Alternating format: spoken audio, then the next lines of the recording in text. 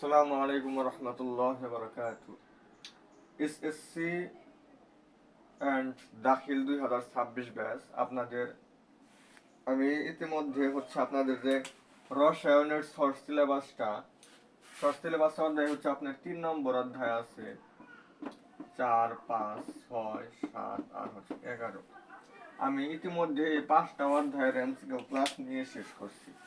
আমার এই চ্যানেলে 3য় অধ্যায়ের এমসিকিউ ক্লাস, 4র্থ অধ্যায়, 5ম অধ্যায়, 6ষ্ঠ অধ্যায় এবং 7ম অধ্যায়, এই 5টা ক্লাস এর মানে ভিডিওগুলো দেওয়া আছে।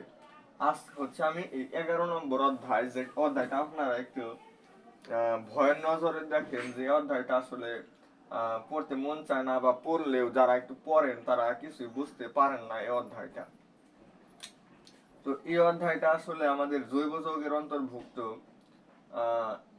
এই জৈব যৌগটা আমাদের খুব ভালোভাবে পড়তে হবে।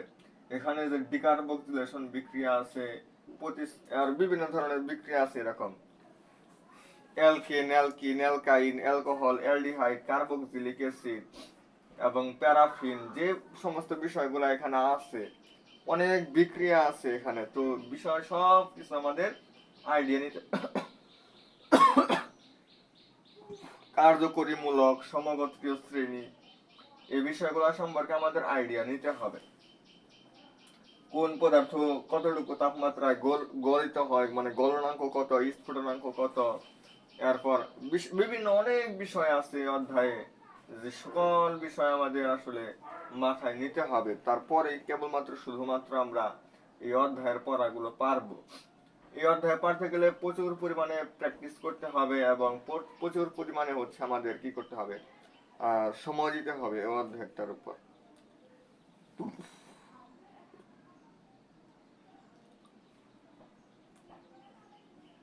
তো আমরা আজকে এই 11 নম্বর অধ্যায়টা একটু আলোচনা, মানে জাস্ট একটু ধারণা দেওয়ার চেষ্টা করবো। আমি জানি যে আপনারা কেউ আসলে এই সম্পূর্ণ অধ্যায় পড়বেন না, বা সম্পূর্ণ ক্লাসটা করবেন না।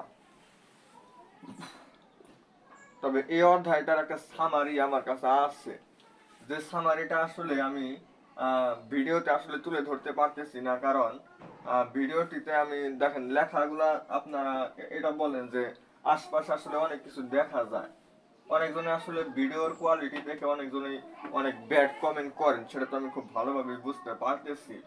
অনেকজনে আবার এটাও বলতেছেন যে বিভিন্ন ক্যামেরার কথা বলতেছেন। এগুলো সবই করব, আগে আমার একটা ভালো জায়গায় চান্স হোক।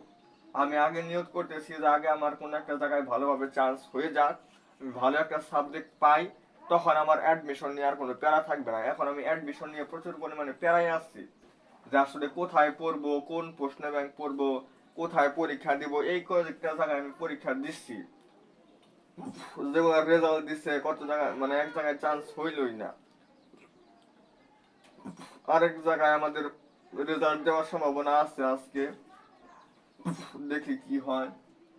তো রেজাল্ট আসলে হয়ে গেলে যখন একটা সাবজেক্ট পাবো, তখন আর অ্যাডমিশনের পড়াগুলো পড়তে হবে না, তখন আমি একদম ফ্রি থাকবো। আর ফ্রি থাকা অবস্থায় তখন আপনাদের সবকিছুই যেরকম আশপাশে যা কিছু আছে এখানে, এগুলা কিছুই থাকবে না। সব এগুলা মানে রিমুভ করার জন্য যা করা প্রয়োজন, ভিডিওর ক্যামেরাটা যেভাবে যা করা প্রয়োজন, সবকিছুই করা হবে ইনশাল্লাহ। তো ওইটা আসলে অ্যাডমিশন আমার শেষ হয়ে যাক, এরপরে আপনারা খুব গোছালো ভাবে এই বিষয়গুলো পাবেন। তো যেহেতু লেখাগুলো আসলে স্পষ্ট এখানে লেখাও যাবে না, আর এত মানে ডিজিটাল বোর্ড কিন্তু না, আমি যে সম্পূর্ণ লেখা আগে লেখা রাখলাম, পর আমি ধরে ধরে একটু বুঝাইলাম যে এখান থেকে এই পর্যন্ত পড়তে হবে, আবার তার পরবর্তী পেজে গেলাম, এরকম কিন্তু করা যাচ্ছে না। তো আমি বলি যাদের আসলে এই অধ্যায়ের, শুধু এই অধ্যায় না, আমার সম্পূর্ণ কেমিস্ট্রির উপর আমার একটা নোট আছে, যেই নোটটা ফলো করলে আপনার কাভার হয়ে যাবে। বিশেষ করে যারা জৈব যৌগের নিতে চান, তারা অবশ্যই আমাকে হোয়াটসঅ্যাপে নক দিয়ে বলবেন যে হ্যাঁ, আমাকে কি করেন এই জৈব যৌগের যে নোটটা, মানে যে নোট থেকে আমাদের এমসিকিউ।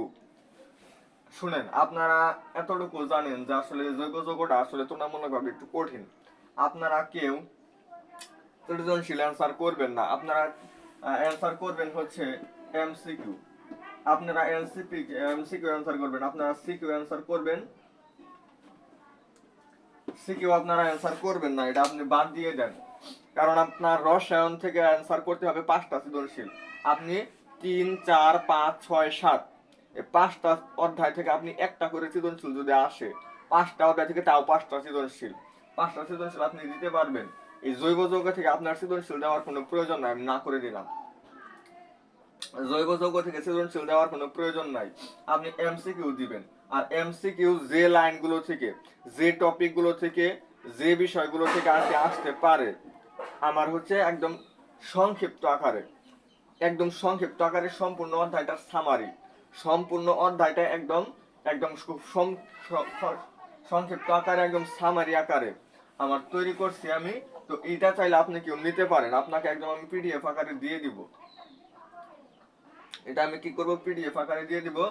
এটা আপনি মানে যে কয় পেজ হোক, 7-8 পেজ হবে আর কি, এই 7-8 পেজ কি করবেন আপনি একদম মুখস্থ করে ফেলবেন। এই 7-8 পেজ যদি আপনি মুখস্থ করেন, তাহলে জৈব যৌগ থেকে যদি আপনার 5টা এমসিকিউ আসে, কথার কথা একটু বেশি আসবে, যেহেতু গুরুত্বপূর্ণ একটি অধ্যায়, তো 5টা এমসিকিউ আসলো, আপনি 5টাই অ্যান্সার করতে পারবেন। যেমন বিভিন্ন বোর্ডের কথা যদি বলি, যেমন দাখিল পরীক্ষার কথা যদি বলি, দাখিল পরীক্ষা দেখেন, আমরা দাখিল পরীক্ষার যদি কথা বলি, 2021 সালে যে দাখিল পরীক্ষাটা হয়েছে, দাখিল পরীক্ষা মানে কি, মানে মাদ্রাসা বোর্ডে থেকে যারা পরীক্ষা দিছে, ওদের এই একটা অধ্যায় থেকে কয়টা এমসিকিউ আসছে জানেন? এই অধ্যায় কিন্তু মোট এরকম 7-8টা ছিল, আপনাদের আছে 6টা, তখন ছিল হচ্ছে 8টা না হয় 9টা এমসিকিউ, মানে 9টা অধ্যায় মনে হয় ছিল, মোটামুটি ফুল সিলেবাসই ছিল। কারণ প্রথম অধ্যায়, দ্বিতীয় অধ্যায় এগুলাও কিন্তু ছিল সিলেবাসে। দ্বিতীয় অধ্যায় এবং 7টা অধ্যায় ছিল এবং 11 নম্বর অধ্যায় ছিল, তার মানে 8টা অধ্যায় ছিল সিলেবাসে। এই 8টা অধ্যায়ের মধ্যে থেকে কিন্তু এই 11 নম্বর অধ্যায়, মানে এই একটা অধ্যায় থেকে এমসিকিউ ছিল হচ্ছে 4, 6, 8, 9টা, একটা অধ্যায় থেকে 9টা এমসিকিউ আসছে। এই 2021 সালে যারা পরীক্ষা দিছে মাদ্রাসা বোর্ড থেকে, ওদের এই একটা এই অধ্যায়টা থেকে 9টা এমসিকিউ আসছে, 9টা এমসিকিউ। এটা হচ্ছে 2021। আমি জাস্ট একটা বোর্ড আপনাদেরকে অ্যানালাইসিস করে দেখাইলাম। 21-এ আবার যদি বলি 20, 2, 3, 4, তাও 4টা আসছে। 2020-এও হচ্ছে, যেহেতু ফুল সিলেবাস, এখান থেকে 4টা আসছে। তো ওইটা আমার ফুল সিলেবাস ছিল, ফুল সিলেবাস থাকার কারণে 4টা আসছে। আর 21-এ ছিল আপনার শর্ট সিলেবাস, তার মানে 4টার তুলনায় একটা হলেও বেশি আসবে। তার মানে আপনি এবছর 5টা বা 6টা এমসিকিউ আপনি পাবেন, আপনি যে বোর্ডেরই হন, আপনি যে বোর্ডেরই হন, আপনি 5টা 6টা এভারেজ 5টা বা 6টা এমসিকিউ আপনি পাবেন। 5টার কম হবে না, 5টার কম হবে না, মিনিমাম 5টা এমসিকিউ আপনি পাবেন এই অধ্যায়টা থেকে। তো আপনি যদি ওই হ্যান্ড নোট, মানে আমার লেখা যে ওই সামারিটা যদি আপনি শুরু থেকে শেষ পর্যন্ত কভার করতে পারেন, তাহলে আপনি এই 5টার মধ্যে যে 5 নম্বর অবশ্যই আপনি পাবেন। তো আসেন আপনার আগে আমি কিছু এমসিকিউ সলভ করে দেখাই। যেমন প্রথম এমসিকিউটা হচ্ছে তেঁতুল, তেঁতুলে কোন ধরনের অ্যাসিড থাকে? তো তেঁতুল আছে, লেবু আছে, এরকম বিভিন্ন কিছু খাদ্যদ্রব্য আমাদের আছে, এগুলো সম্পর্কে আসলে আমাদের এতটুকু জানতে হবে যে কোন খাদ্যে আসলে কোন ধরনের অ্যাসিড থাকে। তাহলে এটার অ্যান্সার হচ্ছে আমাদের টার্টারিক অ্যাসিড। তেঁতুলে কোন ধরনের অ্যাসিড থাকে? তেঁতুলে হচ্ছে আমাদের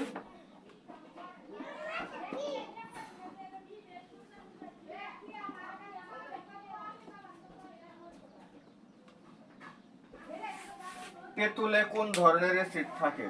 তেঁতুলে হচ্ছে টার্টারিক অ্যাসিড থাকে। কি অ্যাসিড থাকে? তেঁতুলে কোন ধরনের অ্যাসিড থাকে? টার্টারিক অ্যাসিড থাকে। আচ্ছা,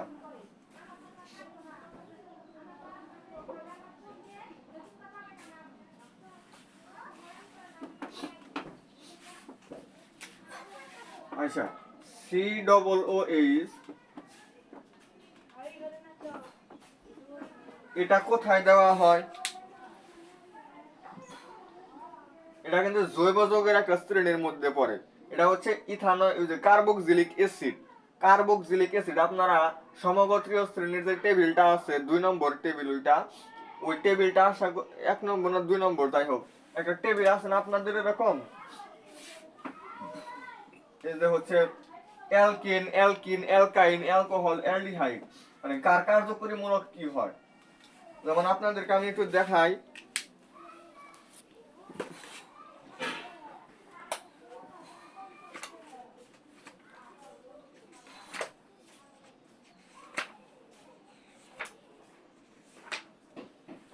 এই যে এখানে আপনাদের দেওয়া আছে,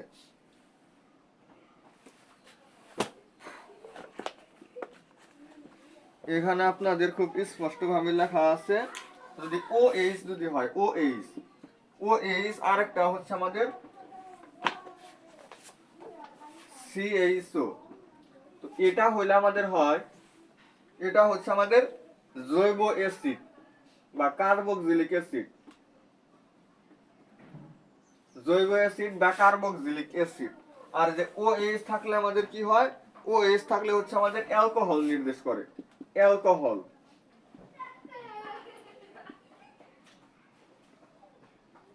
এরপর হচ্ছে আমাদের CHO থাকলে কি নির্দেশ করে?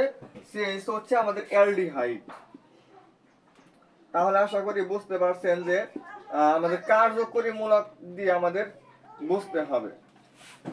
যদি একটা যৌগের মধ্যে শেষে আমরা দেখতে পারলাম যে আমাদের CHO আছে, তার মানে এটা অ্যালডিহাইড শ্রেণীর অন্তর্ভুক্ত হবে। যদি দেখি OH আছে তাহলে অ্যালকোহলের অন্তর্ভুক্ত হবে। যদি CHO থাকে তাহলে জৈব অ্যাসিড বা কার্বক্সিলিক অ্যাসিডের অন্তর্ভুক্ত হবে। তো এই এমসিকিউটা আমাদের আসছিল যে বন্ড COOH মূলত কোন যৌগে বিদ্যমান? এটা হচ্ছে আমাদের জৈব অ্যাসিডের মধ্যে বিদ্যমান।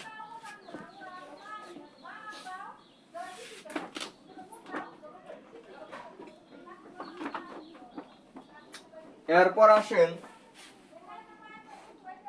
সম্পৃক্ত হাইড্রোকার্বন কোনটি? সম্পৃক্ত হাইড্রোকার্বন, আচ্ছা সম্পৃক্ত কারা হয়? সম্পৃক্ত কে হয়? সম্পৃক্ত হচ্ছে আমাদের একদম শুরুতে যেটা অ্যালকেন, অ্যালকেনের অন্তর্ভুক্ত যারা, অ্যালকেন হচ্ছে আমাদের সম্পৃক্ত। মনে মনে রাখতে হবে কিন্তু এই বিষয়গুলো। এরপর হচ্ছে অ্যালকিন এবং অ্যালকাইন, এই দুটা হচ্ছে অসম্পৃক্ত। অ্যালকিন আর হচ্ছে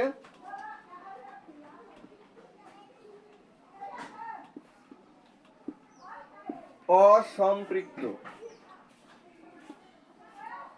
তাহলে আপনাকে প্রশ্ন সম্পৃক্ত হাইড্রোকার্বন কোনটা? দেখেন এই যে প্রোপেন দিছে এখানে, সাইক্লোপ্রোপেন। প্রোপেন কি? প্রোপেন মানে অ্যালকেন। দেখেন অ্যালকেন থেকে কিন্তু প্রোপেন আসছে, কিন্তু আপনি একটা জিনিস খেয়াল করেন, যেখানে প্রোপিন মানে অ্যালকিন, তাহলে এটা কি হবে? প্রোপিন কিন্তু হচ্ছে না, সাইক্লোপ্রোপিন হবে না। আবার দেখেন বিউটিন, বিউটিন তার মানে কি? এটাও অ্যালকিনের অন্তর্ভুক্ত। এরপর হচ্ছে আপনার প্রোপিন, প্রোপিনও এটা অ্যালকিনের অন্তর্ভুক্ত। তাহলে এখানে 4টা অপশন দেওয়া আছে, দেখেন এই যে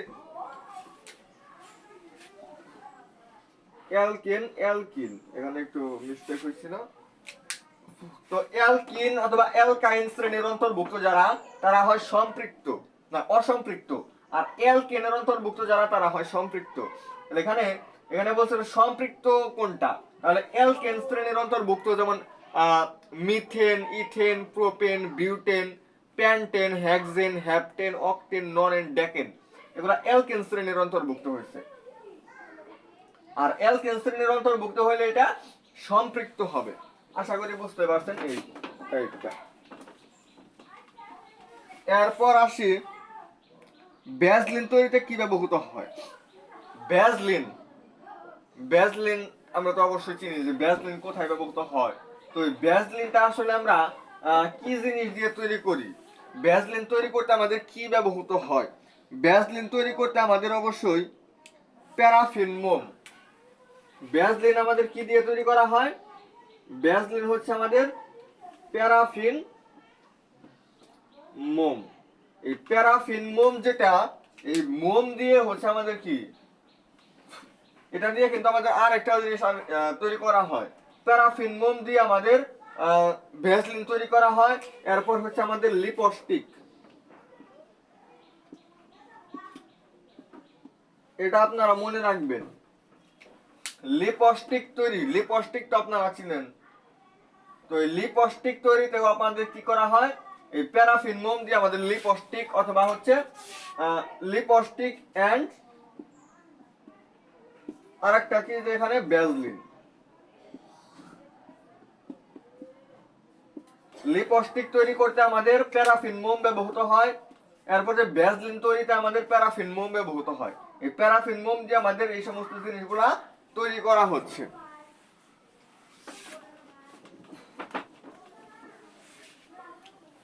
আচ্ছা,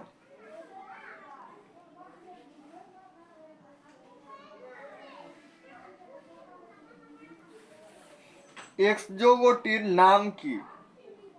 এখানে এক্স যৌগটা কি দিছে, CH triple bond CH, triple bond দিছে না এটা? হ্যাঁ, ট্রিপল বন্ড সিএইচ প্লাস হচ্ছে পানি। আচ্ছা, 20% সালফিউরিক অ্যাসিড আর দিছে উপরে, 20% সালফিউরিক অ্যাসিড, আর নিচে হচ্ছে 2% মার্কারিক অ্যাসিড HgSO4। এটা বিক্রিয়া করে এক্স নামক একটা যৌগ উৎপন্ন হয়েছে, এক্স নামক একটা যৌগ উৎপন্ন হয়েছে। আচ্ছা, তাহলে এই বিক্রিয়াটা কিন্তু আপনার বইয়ে অবশ্যই থাকবে। দেখি আপনাদেরকে আমি এই বিক্রিয়াটা দেখাইয়া দিতে পারি কিনা, তাহলে আপনারা অবশ্যই বুঝবেন যে আসলে বই থেকে আমাদের প্রশ্নগুলো হচ্ছে। এই বিক্রিয়াটা দেখি বইয়ে অবশ্যই থাকার কথা।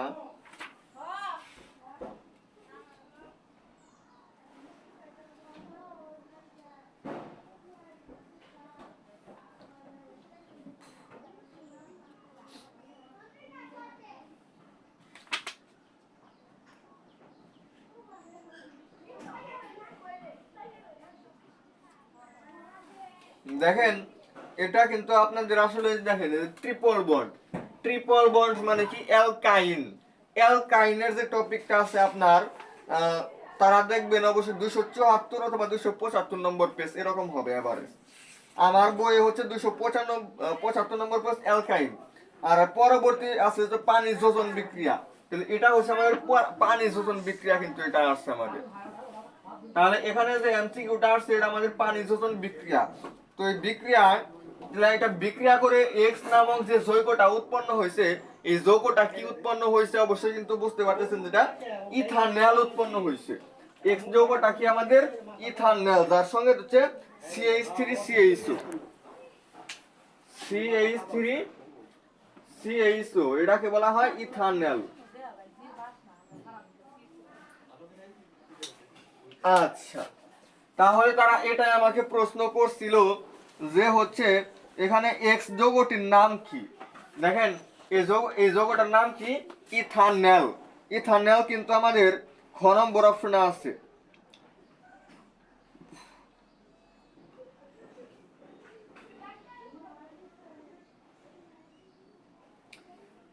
এরপরে ওয়াই যৌগটি, ওয়াই এখানে আরেকটা বিক্রিয়া দিচ্ছে, এটা chronic acid plus sulphuric acid, chronic acid plus sulphuric acid.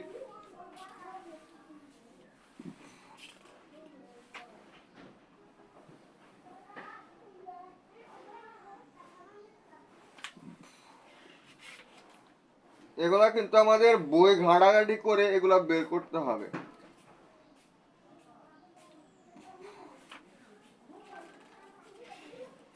এই যে দেখেন, তাহলে এখানে আমাদের chronic acid plus sulphuric acid, এটা আমাদের বিক্রিয়া করে হচ্ছে ওয়াই নামক যে যৌগটা সে উৎপন্ন করে, এখানে পরবর্তী এমসিকিউটা আমাদের এরকম দিচ্ছে যে ওয়াই যৌগটা হচ্ছে আমাদের ethanoic acid CH3 double OH CH3 COOH।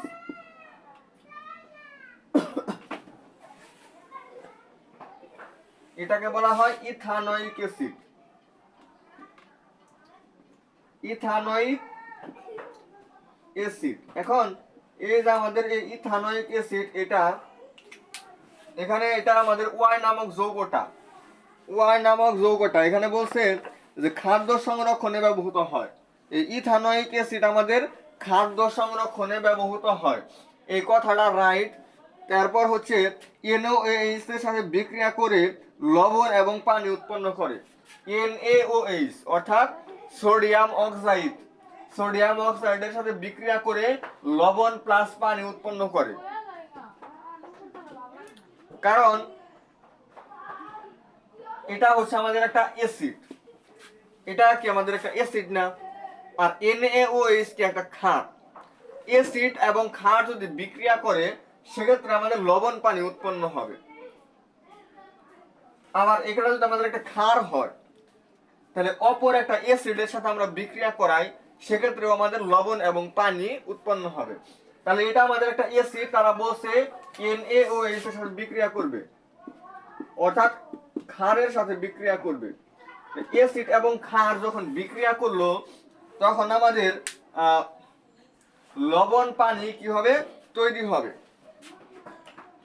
আচ্ছা, তাহলে এটা আমাদের সঠিক। অ্যালকোহলকে জারিত করে তৈরি করা হয়। অ্যালকোহলকে জারিত করে, অ্যালকোহল এটাকে জারিত করে। আচ্ছা, এটা আমাদের কিভাবে উৎপন্ন হয়? এটা হচ্ছে আমাদের ইথানল প্লাস জায়মান অক্সিজেন। ইথানল প্লাস জায়মান অক্সিজেন এই দুইটার সমন্বিত রূপ ইথানল এবং জায়মান অক্সিজেন। এখানে বলছে অ্যালকোহল আর ইথানল কি একদিকেই গেল? হ্যাঁ, অ্যালকোহল হইলে কিন্তু আমাদের মিথানল ইথানল এরকম হয়। অর্থাৎ এই এখানে যে কথাটা বলছে যে আমাদের অ্যালকোহলকে জারিত করে, মানে মিথানল বা ইথানল এগুলাকে জারিত করে, অর্থাৎ জায়মান অক্সিজেনের সাথে বিক্রিয়া করে আমাদের এটা তৈরি করা হয়, এই কথাটাও কিন্তু সঠিক কথাই বলছে। তো আমাদের আসলে এখানে তিনটাই আমাদের কারেক্ট হবে। আমাদের সঠিক হচ্ছে 1, 2 এবং 3। আশা করি এই বিক্রিয়া এবং ব্যাখ্যাটা আপনারা বুঝতে পারছেন।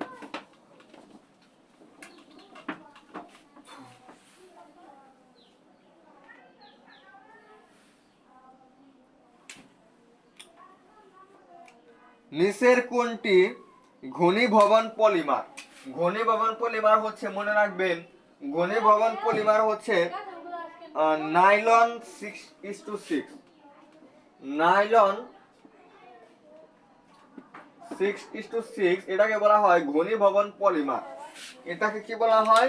এই নাইলনকে ঘনীভবন পলিমার বলা হয়।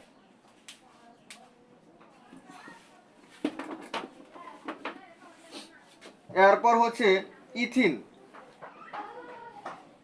তাহলে অ্যালকিনের অন্তর্ভুক্ত আমাদের ইথিন, মিথ ইথ মানে C2 আর 2N CnH2n, অর্থাৎ C2H4, এটা হচ্ছে আমাদের ইথিন। এটা হচ্ছে আমাদের ইথিনের সংকেত। তো বলছে ইথিন রাসায়নিকভাবে খুবই সক্রিয়, কারণ এগুলা যে কোনো কিছুর সাথে, মানে যে কোনো যৌগের সাথে এগুলা বিক্রিয়া করতে পারবে। এগুলাকে মনে হয় সক্রিয়, মানে যে যত বেশি পরিমাণে বিক্রিয়া করতে পারে সে তত বেশি সক্রিয় হয়। তাহলে এটা বলছে সক্রিয়। হ্যাঁ, এই কথাটা সঠিক, কারণ এটা অনেক যৌগ আছে এরকম বিক্রিয়া করতে পারে। KMnO4 এর গোলাপি বর্ণের দ্রবণ বিবর্ণ করে। ওটা পটাশিয়াম পারম্যাঙ্গানেট এর গোলাপি বর্ণের দ্রবণ, এটা তৈরিতে এটা ব্যবহৃত হয়। সাথে পলিথিন তৈরি, আমরা যে পলিথিন ইউজ করি, এই পলিথিন বানাইতে আমাদের এই ইথিন ব্যবহৃত হয়। ইথিন কি কি কাজে ব্যবহৃত হয় সেটা যদি আমি মুখস্থ করি তাহলে অবশ্যই পারবো। মনে রাখবেন জৈব যৌগ থেকে যে এমসিকিউ গুলা আসে, জৈব যৌগ থেকে যে এমসিকিউ গুলা আসে, ওই এমসিকিউ গুলা যদি বহু নির্বাচনী প্রশ্ন যদি হয়, মানে যে একের নিচের কোনটি সঠিক এরকম 2টা বা 3টা প্রশ্ন যদি সঠিক হয় এরকম, আপনারা দেখবেন যে ওইখানে যে 3টা অপশন দেওয়া থাকবে 3টাই কারেক্ট হবে। 3টাই কি হবে? 3টাই কারেক্ট হবে। নিচের কোনটি পলিথিনের মনোমার? পলিথিন এর মনোমার কোনটি? CH2 ডবল বন্ড CH2, এটা হচ্ছে আমাদের পলিথিন, এটাকে বলা হয় আমাদের পলিথিন।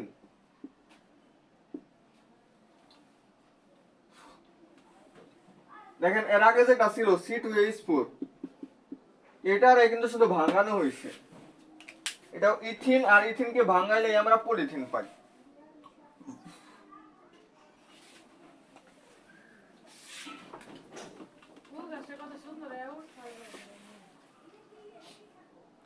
কোন যৌগটি ব্রোমিনকে লাল বর্ণহীন করে?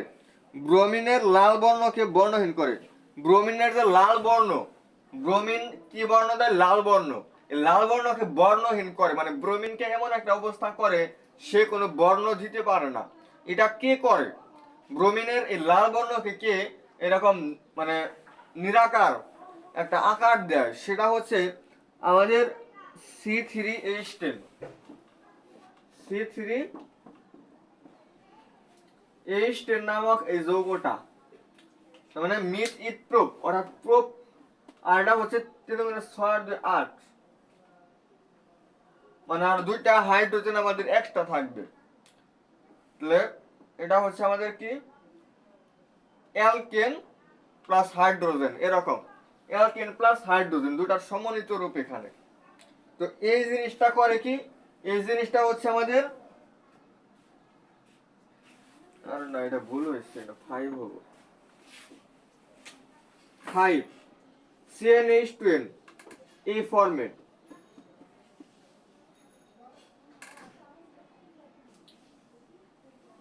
অর্থাৎ অ্যালকিন, এটা 5 দিলে হলো প্রোপিন, তাহলে এটার নাম কি হইলো? প্রোপিন। এই প্রোপিন করে কি? এই প্রোপিন হচ্ছে ব্রোমিনের যে লাল বর্ণ, এই ব্রোমিনের লাল বর্ণকে সে বর্ণহীন করে দেয়। তাহলে ব্রোমিনের লাল বর্ণকে বর্ণহীন করে কে? প্রোপিন। এই যে প্রোপিন, আর প্রোপিনের সংকেত হচ্ছে C5H10। আচ্ছা, এই এমসিকিউ গুলা কিন্তু আমাদের বারবার পরীক্ষায় আসতেছে। এরপর হচ্ছে C3H4 কোন যৌগের সাধারণ সংকেত? এর সাধারণ সংকেত কোনটি? C3H4। আচ্ছা, CnH2n-2 এরকম হয় না, দেখেন তো যৌগ দেখে কিন্তু বোঝা যায় যে এখানে CnH এর ক্ষেত্রে 2n-2, এটা হবে আমাদের। তো CnH2n-2 এটা আমাদের ক নম্বর অপশনে ছিল। তো এটার সাধারণ সংকেত হচ্ছে আমাদের, তো এরকম একটা যৌগ দিয়ে আপনাকে বলতে পারে যে এটার সাধারণ সংকেত কি, তাহলে এটার ক্ষেত্রে আমাদের অ্যান্সার হচ্ছে CnH2n-2।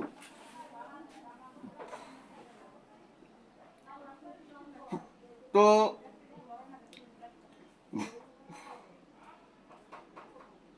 দেখেন কোন যৌগটি অ্যালকিন? অ্যালকিন মানে কি? CnH2n এই ফরম্যাটে হবে, অর্থাৎ C এর সাথে যে থাকবে H এর সাথে তার ডবল, তাহলে এখানে আমাদের C3H6 এরকম হতে পারে, তাহলে এটা আমাদের অ্যালকিনের অন্তর্ভুক্ত হবে। তো মূল কথাটা হচ্ছে আমাদের যে বিক্রিয়াগুলা, এই অধ্যায়ে যে বিক্রিয়াগুলো আছে এবং কোন জৈব যৌগ দিয়ে আমাদের আসলে কি কি কাজ করা হয়, কোন জৈব যৌগ দিয়ে কি কাজ করা হয় এবং কোনটা কি ধরনের বিক্রিয়া, এই বিষয়গুলো যদি আমরা শুধু একটু কভার করতে পারি তাহলে ইনশাআল্লাহ আমাদের এই জৈব যৌগ থেকে যে কোনো প্রকার এমসিকিউ আসলে আমরা কভার করতে পারবো, মানে আমরা অ্যানসার করতে পারবো। এই অধ্যায়টা আসলে কঠিন বলার কোনো সুযোগ নাই। এই অধ্যায়টা যারা একটু ভালোভাবে বুঝবেন, ভালোভাবে একটু বোঝার ট্রাই করবেন, তাদের কাছে আসলে এই অধ্যায়টা আসলেই অনেক সহজ লাগবে। এই অধ্যায়টা আসলেও খুব কঠিন না। জাস্ট আপনাদের একটু পরিশ্রমের অভাব, একটু মাথা খাটাবেন, একটু বোঝার ট্রাই করবেন, তাহলেই কাভার হবে। আর যারা ওই নোট নিবেন, নোট আমার করা আছে অলরেডি, পিডিএফ আকারে আমি আপনাদেরকে পাঠিয়ে দিতে পারবো। তো ওই নোটটা মানে এ টু জেড শুরু থেকে শেষ পর্যন্ত আপনারা কি করবেন, মুখস্থ করবেন। আর কিছুই দরকার নাই, এমসিকিউ যাই আসুক আপনি দিতে পারবেন। তো সবাই ভালো থাকবেন, সুস্থ থাকবেন আশা করি। তো আমরা আগামী দিন হচ্ছে কি করব, আগামী দিন বলতে এখন আমরা দেখি আর 2-1 সপ্তাহ যাক। আমরা হায়ার ম্যাথ অলরেডি শেষ করছি, ম্যাথ শেষ করছি। সামনের সপ্তাহে আমরা শুধু ফিজিক্সের একটা অধ্যায় বাকি আছে, স্থির তড়িৎ মানে 10ম অধ্যায়। ওইটা পড়লে কিন্তু আমাদের আসলে মানে আমরা পিছাইতাম না, আমাদের এই সপ্তাহে আসলে শেষ হয়ে যাইতো। কিন্তু পিছানোর কারণ হচ্ছে আমরা কোন এক সপ্তাহে আমরা ফিজিক্সের একটা অধ্যায় দিতে পারছিলাম না। ওই দিন আমার একটা পরীক্ষা ছিল, এ কারণে দিতে পারছিলাম না। এই কারণে আমার সামনের সপ্তাহে আর কি দেওয়া লাগতেছে। তো সামনের সপ্তাহে আমরা শুধু ফিজিক্স দিব আপনাদের, এবং এর মাধ্যমে আমাদের এমসিকিউ সিরিজটা শেষ হবে। এমসিকিউ সিরিজটা শেষ হবে, আমরা খুব শীঘ্রই আবার সিকিউ সিকিউ স্টার্ট করা শুরু করব। তো সবাই ভালো থাকবেন, সুস্থ থাকবেন। তো আসসালামু আলাইকুম ওয়া রাহমাতুল্লাহি ওয়া বারাকাতুহু।